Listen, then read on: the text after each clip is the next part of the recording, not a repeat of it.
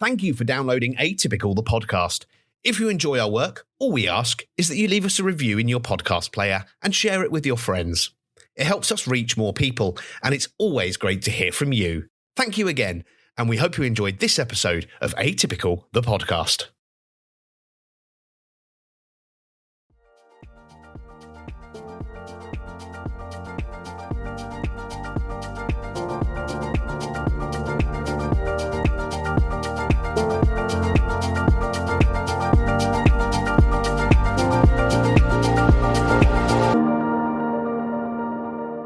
Hello and welcome to Atypical the podcast where we look at life from a more atypical perspective. My name's Simon, they're your host, and it's me again because reasons and stuff. But I was thinking that with World Autism Day approaching on the 2nd of April, so just a few days from now, or possibly months ago, depending on when you listen to this, because podcasts and time are a flat circle. Anyway, where was I? Oh yes, Barcelona. Or rather, that's where I am now when you're listening to this, or possibly not. It depends. It really on where I record. This is why I like having co-hosts, because they help to keep me on track. But anyway, so for decades, yes, that's where we are. Time. Basically, so I've been reading things again. And I had to think about this, and I've written some notes. I had to throw half of them out because I used the word avant-garde, but that's another matter entirely. Anyway, where was I? So, yes, here we go. For decades, our understanding of autism has been dominated by what we might call the social deficit model. This is the framework which we've talked about before, which reflects that diagnostic criteria and the more clinical approach. You know, our old friend, the DSM-5, probably rearing its head somewhere, ready to pounce on me. A lot of what we've got already within these frameworks positions autistic people and autistic social difficulties as arising primarily from cognitive and behavioral differences within the person, within the autistic individual. Now, we've said many times on this podcast how words like impairment and deficit have, unfortunate characteristics around them. They kind of frame how society still discusses autistic social experiences. But what if we've only been looking at half of the equation? So, imagine studying the communication patterns between an English speaker and a Japanese speaker, and concluding that the Japanese speaker has a language deficit because they might be struggling to understand English.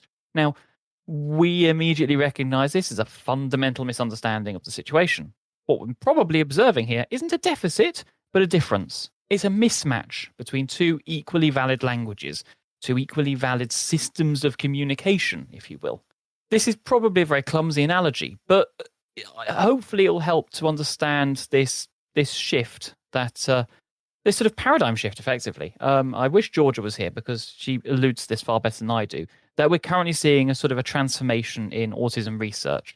The growing influence of models like the double empathy problem, proposed by Damien Milton way back in, I think, 2012, whilst the Olympics was going on, suggests that social difficulties experienced by autistic people don't arise from unidirectional deficits, but from bidirectional differences in communication, in perception, even those social expectations. Now, like I said, because it's me, I found a paper published at the end of February, the rapport in same and mixed neurotype groups of autistic and non-autistic adults research. I'm going to be discussing, if you hear me calling it the paper, that's the one. Links in the description as ever. And I was sort of looking through this, and it represents quite a decent contribution to this evolving understanding, where researchers are systematically examining how rapport develops, not just in one-to-one interactions, but now in group settings, with varying compositions of autistic and non-autistic participants. And by creating groups with different neurotype compositions and observing interactions during collaborative tasks, it offers some quite compelling insights and evidence that will help us to challenge that traditional deficit-based narrative about autism. And what they found really does help to upend that conventional narrative. Autistic participants demonstrate high levels of rapport and effective collaboration when interacting with other autistic people. Friend of the show, Mysterious Voice, once said many moons ago that he reckons that autistic people often get along with each other better than they do with non-autistic people. Now, that's obviously a bit of a generalization because there's plenty of them I'm fairly certain won't get along with me because I'm just a terrible person. But still, the whole point about this is that the challenges come not from inherent social deficits, but from those neurotype compositions within groups. And this suggests something we've long interpreted as a social impairment might actually be better understood as a social misalignment, the mutual difficulty in bridging those different ways of being social. So I mentioned there before the double empathy problem, which at its core recognizes that communication difficulties between autistic and non-autistic people are mutual, not one-sided. As Milton described it in his original conceptualization, it refers to a breakdown in mutual understanding that can happen between any two people, but is more likely to happen when people of differing dispositions attempt to interact. And this is a really useful framework. It helps to explain the findings from the main study I want to talk about today, but also a follow-up one, which I've been trying to find a way to include at some point, where autistic participants experienced gradually declining rapport as more non-autistic people were added to the group. Now, I mentioned another paper which I've got, which is the "Do You Feel Me?" Autism, empathetic accuracy, and the double empathy problem, published in 2024, Chiang et al., where they found that non-autistic people had a significantly lower empathetic accuracy when viewing autobiographical accounts from autistic narrators compared with non-autistic narrators. That mismatch in understanding. Now, what I really find interesting about both of these is it kind of shows both sides of this double empathy problem. Sorry, double empathy problem is the wrong way. Equation? Let's call it that. Firstly, autistic to autistic connections can flourish. Contrary to the whole deficit model, which would predict poor social outcomes in all autistic groups, try saying that 3 times fast, these interactions actually show the highest rapport. It suggests that autistic sociality functions well when those neurotypes are matched. Secondly, that non-autistic people struggle to understand autistic emotional expression. So Chiang's research demonstrates that non-autistic people had difficulty tracking emotional intensity in autistic narrators, particularly for happiness and sadness. Now, this finding does seem to directly challenge the assumption that empathy difficulties are unique to autistic people. Now, the double empathy problem framework is quite useful for explaining how these misunderstandings can occur. Autistic and non-autistic people often have fundamentally different experiences, and we're talking about sensory experiences. We're talking about communication styles, the social expectations, and the cognitive styles. Everything from the sensory perceptions that create those sort of divergent attention patterns or reactions to environmental stimuli. We're talking about the use of non-verbal communication, the use of language and conversational pacing, which can lead to, frankly, a mutual misinterpretation, as I've discovered to my own cost more than once. If you're listening, Sally, sorry.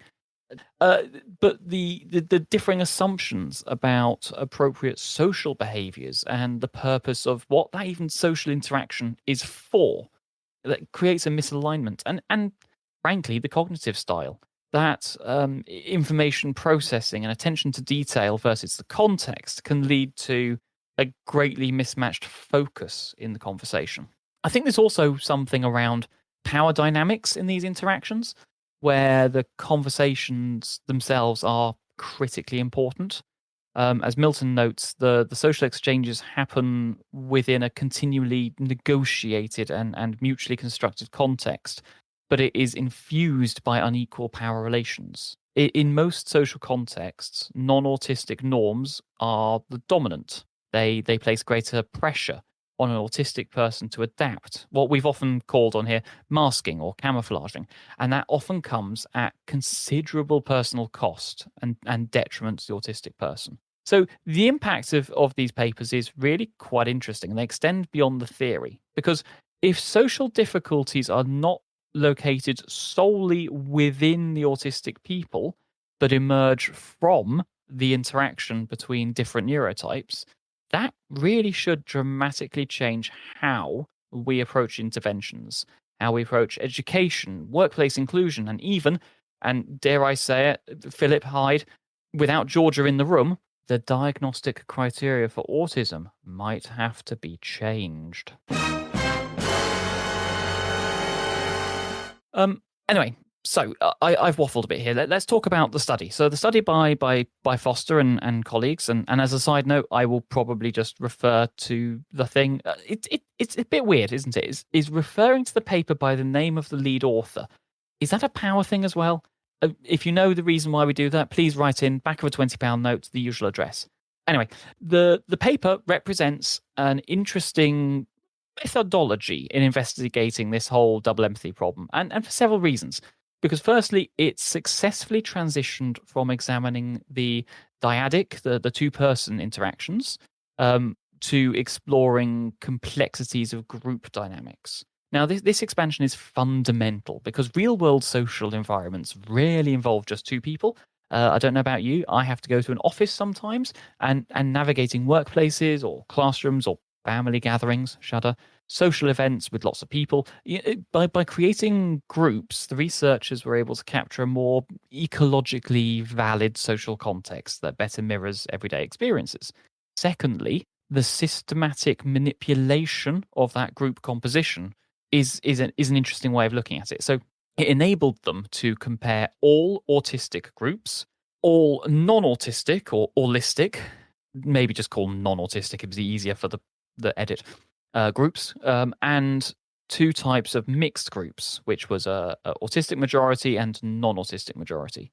Now, the researchers created a sort of an experimental design that allowed them to isolate the effects of neurotype matching and minority status. This approach enabled them to disentangle whether rapport difficulties arise from autism itself or from the specific neurotype composition of social groups. Thirdly, they used Jenga as their collaborative building task, and that allows for a natural interaction whilst maintaining an experimental control.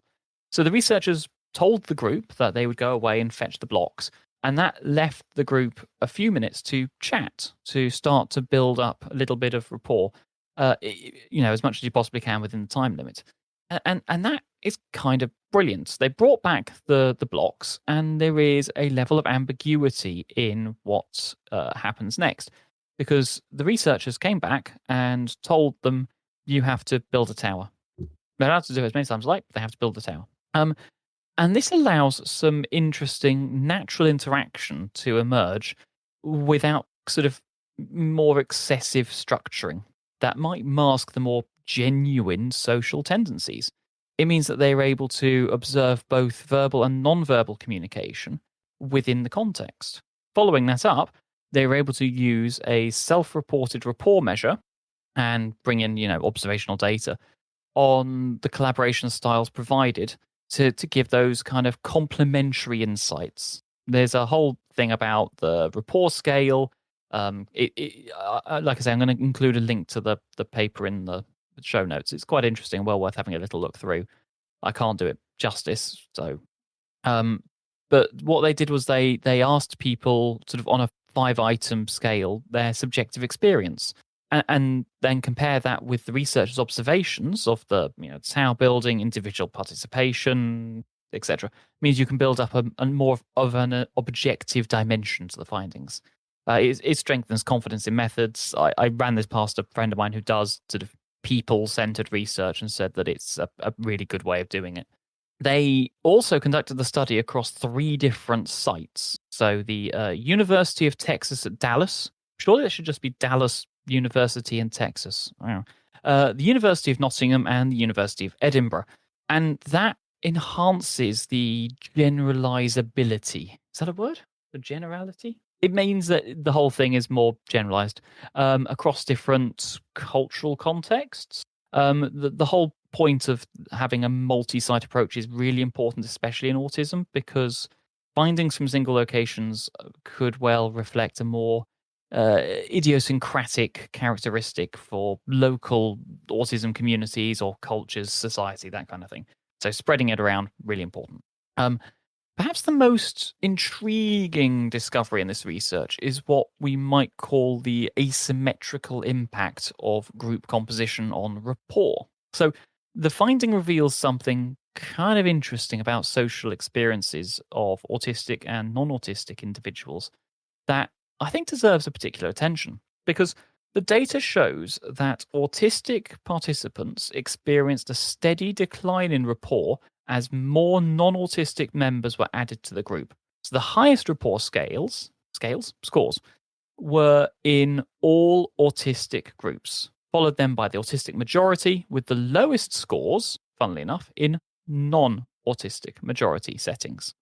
The pattern was pretty pronounced for ratings on interaction ease and enjoyment. Strikingly, the non-autistic participants maintained a relatively consistent rapport score regardless of the neurotype composition of their group.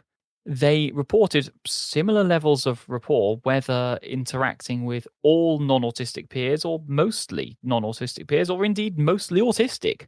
The asymmetry here is a bit of a challenge for me with those core assumptions about autism. If social difficulties were simply inherent to autism, we would expect autistic individuals to struggle equally in all social contexts. Instead, what we see here is that their social success appears highly dependent on who they're interacting with. Conversely, if non-autistic people were inherently more socially skilled, we'd expect them to demonstrate reduced rapport when in the neurominority, yet they didn't. So, what else might explain this? And I've read through this a couple of times now. There's a few possibilities here. These are my interpretation of what's written in the report. But what I see here is a mixture of social conditioning and that power dynamic thing, where non-autistic people likely have, let's be honest here, substantial experience. They are the neurotype majority and may well maintain a consistent rapport because of socialization that encourages politeness and inclusion towards, well, everyone or those perceived as different. Autistic people, conversely, frequently we are in the neurominority, and so we're more sensitive to subtle social dynamics. Maybe, who knows? There's also, frankly, masking. Autistic people are likely to experience greater cognitive load and emotional strain when in a mixed group because of the pressure to camouflage, which is obviously a demand not placed on non-autistic people in any condition. There's also something interesting in the differing collaborative styles. So the researchers found that the all autistic group demonstrated a different yet thoroughly effective collaboration pattern. Every single member of the all autistic group participated actively in building the Jenga towers. This contrasts with mixed groups where some members built separate towers or didn't participate, and the non-all autistic group even had to rebuild their tower after starting, unlike the mixed and the all non. So, interesting. I think there's also probably something around diagnostic disclosure, because with all participants knowing that the diagnostic composition of their group, it meant non-autistic participants may have adjusted their behavior. Kind of goes back on what I said before there, towards the autistic members. Because we know that from previous research that disclosing an autism diagnosis can improve non-autistic impressions and actually help it increase those behaviors. So these asymmetrical findings they have interesting implications, I think, for how we conceptualize inclusion. It suggests that rather than focusing even exclusively on teaching autistic people to adapt to neurotypical norms, which is the dominant interventional approach at the moment, we're not going to talk about that today. We should probably start to recognize the value of autistic majority spaces where natural connection can flourish, while, I suppose, simultaneously building better bidirectional understanding to improve those mixed neurotype interactions. The finding does also raise some critical questions for me about why non-autistic participants didn't experience reduced rapport when in the neurominority. Now, I'm not sure if this is unexpected or not, but I think it does warrant further investigation, because it might reflect a broader societal dynamic about majority-minority group interactions. I suspect people who know far more about this have already got on that bandwagon, so I won't go into there too much. But I think looking at the paper, there is this. There was the thing that struck me was the collaborative differences, the behavioural differences, because one of the most revealing aspects in the research comes from the observational analysis of how the different group types approached the collaborative Jenga task.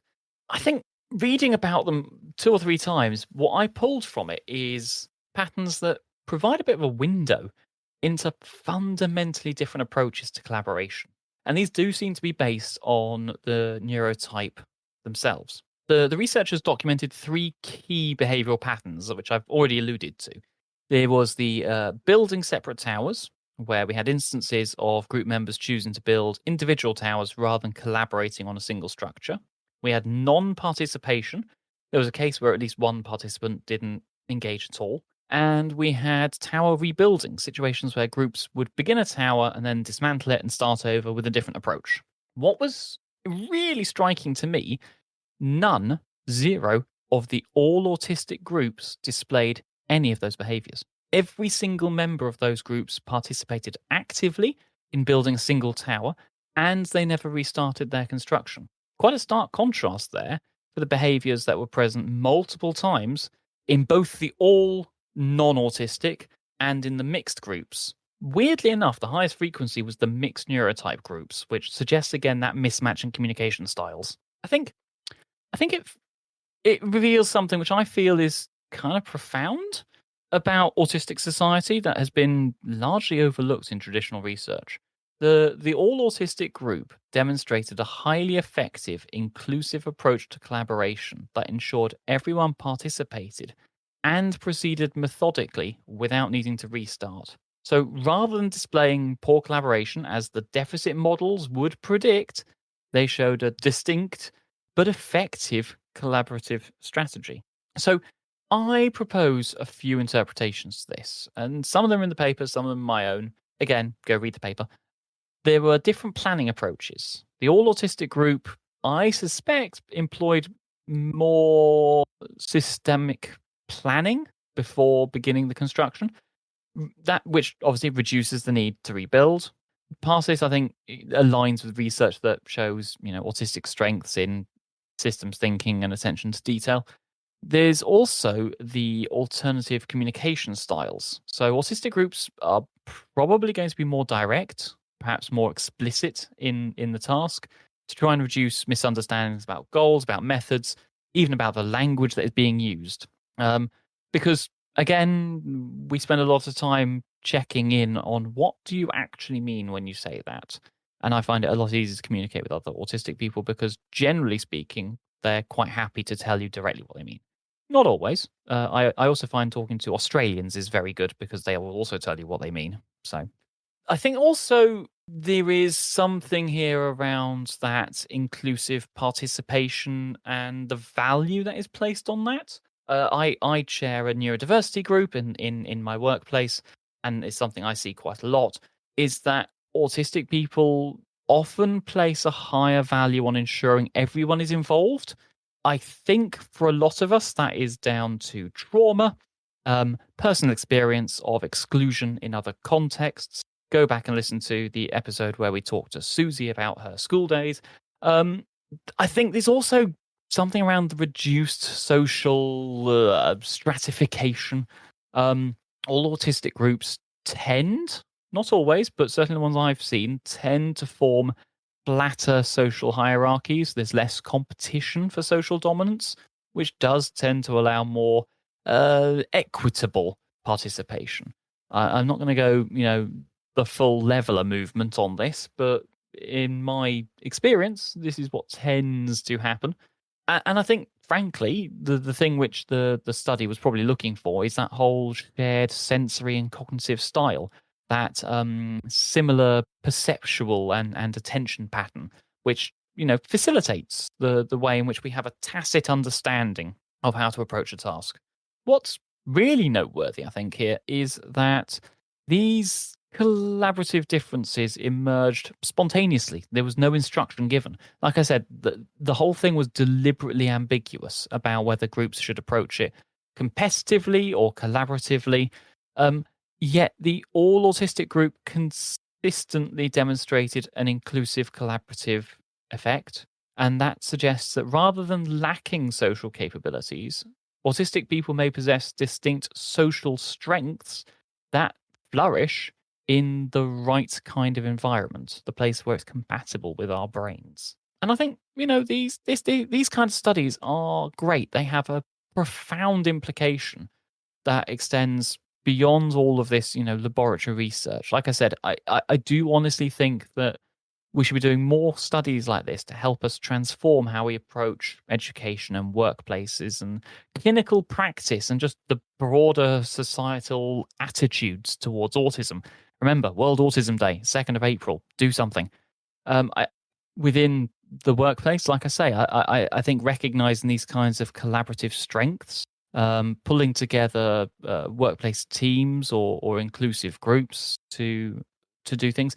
In my world of projects, the having people who are really good at methodical planning is unbelievably helpful. But even just in the workplace, as again, I found and I've had Marianne on before who helped me run some of these groups. Having a neurodiversity affirming space within the workplace is so helpful. If you're in a business that doesn't have one of these yet, consider creating an opportunity for autistic employees to collaborate on a project.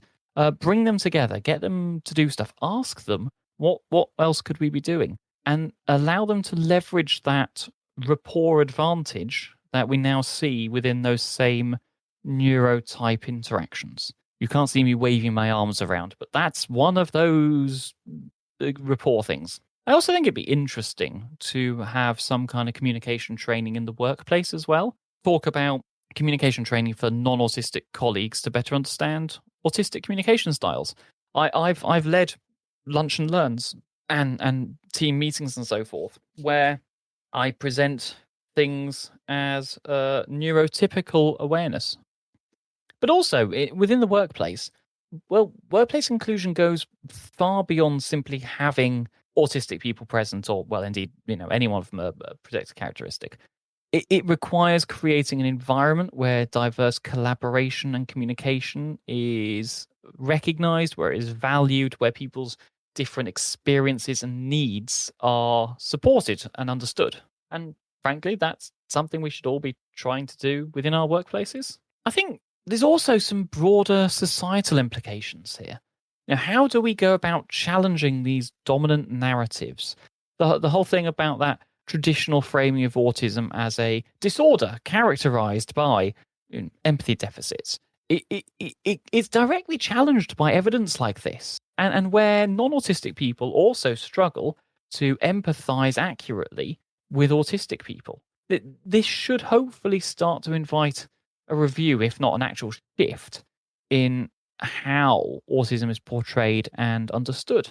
I think we should use these kinds of things to help us recognize diverse socialities and stop viewing autism as a deficit, but maybe conceptualize it as involving a different but equally valid form of language, of expression, and that it does function optimally within those compatible social contexts. I think we need to be rebalancing these responsibilities to place the burden not to make autistic people adapt, but find some kind of equitable approach where both autistic and non-autistic people work to bridge those communication differences. I'm in the neuro minority. I spend my entire life trying to adapt for other people. Sometimes it'd be nice if they reached out as well. And the thing about valuing autistic spaces as well. What is fascinating from my own experience of being around a mostly autistic group of friends and going to networks and things, and also reading this research, is that the high rapport in those all autistic groups suggests that autistic majority spaces could well play a vital role in fostering well-being and just belonging for autistic individuals.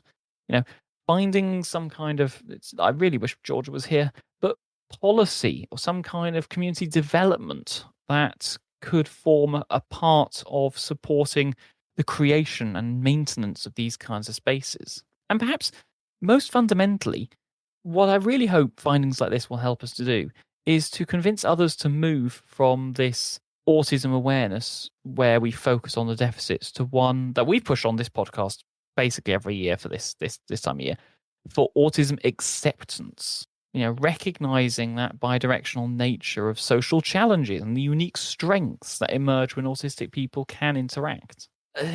Like I've put a lot on these on these studies. There are limitations, right?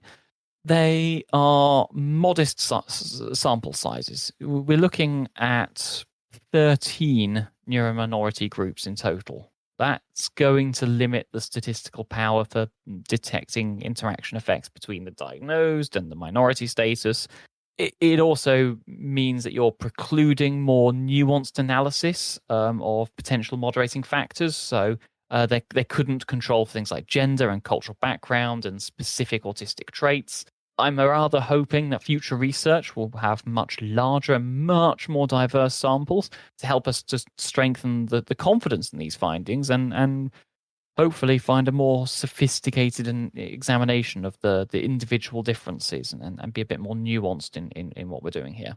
Again, even though they went for 3 different places, there's a level of homogeneity here which is going to limit generalizations of findings to the broader autistic population. Like I basically already said, I do think that we need to take into account those other aspects of identity of race and gender and the rest. I do think there is potentially something around the information available before the study begins. All the people who took part knew who they were going to be with, and they knew roughly what the composition of those groups was going to be.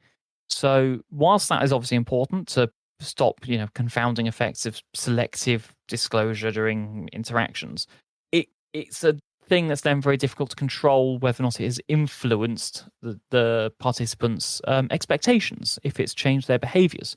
One of the recommendations was that future research could examine how rapport in mixed groups differs when diagnoses are disclosed versus undisclosed. How pre-existing expectations can shape interactional quality. This is something I've seen in my own workplace when having meetings with external organizations. I'm very clear and upfront with people and tell them, by the way, I'm Simon. I have autism and ADHD. If I get up during the meeting and start wandering around looking out the window, please don't worry. I am still listening. I'm just full of energy. Or sometimes I don't necessarily read things correctly because of that communication mistype. I think it'd be interesting to understand in studies like this how that works when you do and don't disclose. Could lead to some fascinating outcomes. Again, because of that, we're probably going to struggle to deal with autistic masking, with camouflaging. What kind of impact does that have on a study? And frankly, they didn't directly examine shared interests and whether or not that might moderate the rapport in the mixed neurotype groups. Given that intense interests are frankly a core feature of autism, exploring how a shared passionate interest might actually bridge those neurotype differences, and I think that could actually be really revealing of important nuances within that double empathy framework. I also think there's probably something here about longer studies. These were pretty short 5 to 10 minute building tasks. And that leaves open questions about how rapport might develop in longer term relationships, especially across those different neurotype sort of groups. I think, what's the right word? Longitudinal? Yes, I think so. Studies to look at how mixed and matched neurotype relationships can evolve over time would really help extend our understanding of double empathy in real world contexts. Because, despite these limitations, the consistency of the findings across the different methodologies, the measures, the research sites, it's pretty compelling. I do think that this and a few other pieces that are starting to come out are going to fundamentally challenge how we understand and approach autism. Rather than viewing it through the deficit lens that positions social difficulties as arising from impairments within people, I think we now have some empirical evidence that actually it's just a different but equally valid form of communication, of being part of society. We're not broken, we're not impaired. And it's interesting that it shows that non-autistic people also struggle to accurately track autistic emotions, particularly that happiness and sadness thing that I mentioned before. And that can show that these social misunderstandings are something that we can work on, that perhaps we can come up with some kind of systematic way to prevent misinterpretation. It really does help us to think about how we should find something that is validating, something that recognizes that autistic social experiences are not evidence of deficit, but simply of difference. That our struggles are not our fault, but emerge as something that is human, that works both ways. Ultimately, I think that the double empathy problem framework reminds us that human sociality itself is not a monolith, but it's a diverse terrain shaped by these neurological differences, those cultural contexts, the individual experiences, and yes, power dynamics. In my myth of creativity, I talked about how neurological changes have grown over the centuries, and how there are great powers and strengths to some of them and great weaknesses, how lots of different things don't work. But specifically by recognizing autism as representing a different but equally valid form of human existence with its own strengths and challenges and internal coherence, we are opening up the possibility for a more inclusive society, and one that can value neurological diversity, not as something to be tolerated, but as something that enriches our collective human experience. The evidence of studies like this suggest that the path lies not in creating bubbles or normalizing autistic individuals, but in creating a world where different ways of being can be understood, respected, accommodated. In the world I want to live in, the measure of success is not how well autistic people can mask their differences, but how well all of us can build bridges of understanding across those neurological diversities. Thank you for listening to yet another Simon Rambles into a Microphone episode. Enjoy World Autism Day on the 2nd, unless it's already been, in which case I hope you enjoyed it. I'm hoping to get some more of my co-hosts back soon. We've driven ourselves insane by watching another film. Alexander has read a book. Georgia has things to tell us. I'm sure that Mysterious Voice will come and join us again soon to talk about many things. And I'm hoping to do another After Dark episode shortly with my friend Chris to talk about healthcare in the kink community, which, by the sounds of it, will definitely be an After Dark episode, but has some interesting overlaps with neurodiversity. So we shall find out. Anyway, like I say, have a great week. Thanks for listening and take care of yourself. Bye for now.